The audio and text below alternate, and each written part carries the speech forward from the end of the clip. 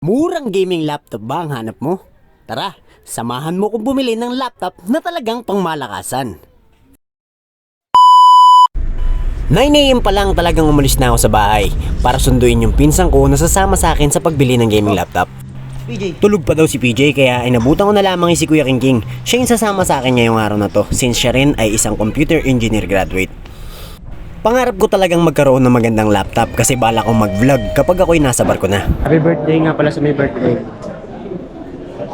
Happy birthday dito ang daming tao.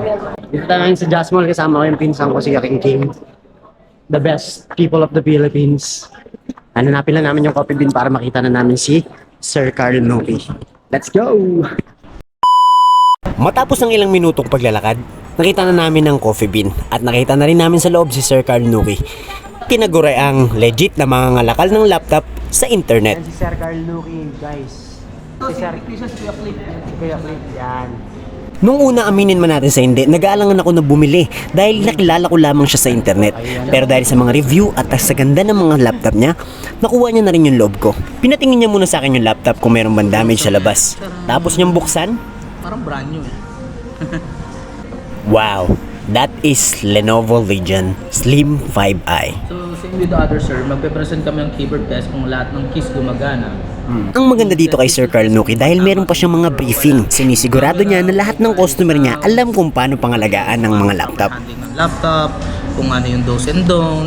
Si Sir Engineer alam na naman siguro yan. Pero usually kasi ginagawa ko yung para hindi ako magkulang sa buyer. Parang fully oriented. Yan.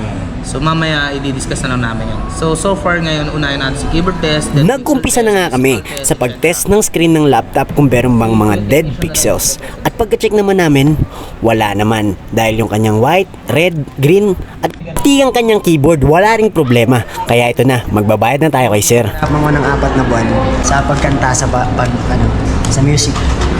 Sabi nila kapag meron kang gustong bagay, gagawin mo ang lahat para makamit ito. Sa sitwasyon ko, ginamit ko ang aking pagkanta para makamit ang laptop na aking inaasam. Pambili ng babae. Nako, yari sa asawa mo. Natapos na ang transaksyon at sobrang excited na akong gamitin ang laptop na ito na pang-edit sa mga vlog natin sa susunod. Sana'y suportahan nyo ako sa pag-like, pag-follow at pag-share. Maraming salamat!